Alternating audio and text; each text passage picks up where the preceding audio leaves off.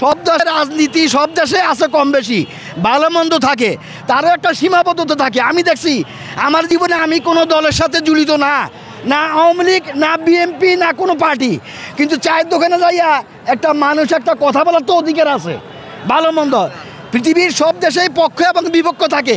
সাধারণ একটা মানুষ একটা কথা বললে সিভিলে তারে ধরে নিয়ে গেছে, আওয়ামী লীগের পক্ষে একটা কথা বললে আজকে পরের দিন এই লোক আর নাই, আপনি থানায় যাবেন কইব আমরা জানি না, নিখোঁজ।